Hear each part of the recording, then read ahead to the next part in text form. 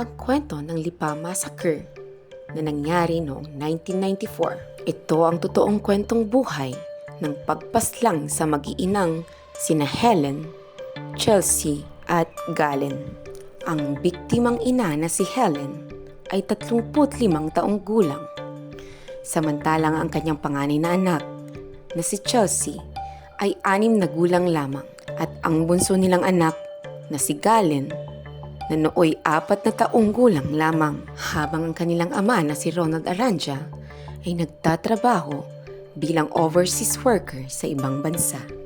Ayon sa imbestigasyon, si Helen na isang ina, magulang ng 2 bata, asawa ni Ronald Aranja, ay nagtamo umano ng 58 saksak at pinaghihilaan na ito'y napagsamantalahan. Samantala, ang kanilang panganay na anak na si Chelsea ay nagtamo ng 18 saksak at ang kanyang kapatid na si Galen ay may 21 saksak. Ang kadumal-dumal na sinapit ng mag-iina ni Ronald ay nangyari habang siya ay nagtatrabaho sa ibang bansa. Ang ugat at ang motibo ng sospek sa pagpaslang sa mag-iina ay dahil lamang sa hindi pagpapahiram ni Helen ng pera. Ang pamamaslang ay nangyari isang gabi habang ang 3 mag-iina lamang ang nasa kanilang tahanan.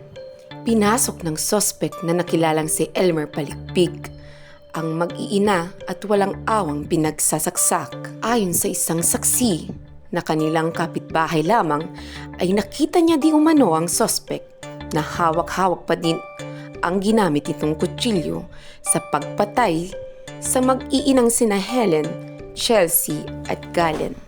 Ayon pa mismo rito, nakita niya na balisang-balisa ang sospek at nakakorte pa ang mga kamay na parang tila ba may sinasaksak. Ayon sa karagdagang imbestigasyon ng mga otoridad, si Elmer ay lulong sa pagsusugal at gumagamit din umano ng pinagbabawal na gamot. Pagkatapos umanong magtago ng ilang buwan at subukang palitan ang kanyang pangalan, ang sospek ay nahuli rin kinalaunan at hinatulan ng 3 beses na habang buhay na pagkakabilanggo.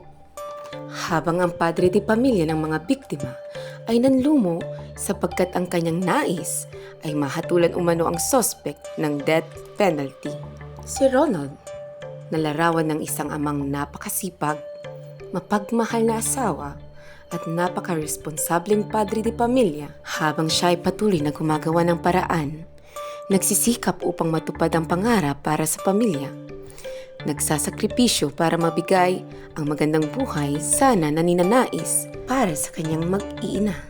Sa huli, ay bigla na lamang kinuha ng isang irresponsableng lalaki. Isang lalaking walang pangarap sa buhay. Isang lalaking duwag lumaban ng patas sa mundo.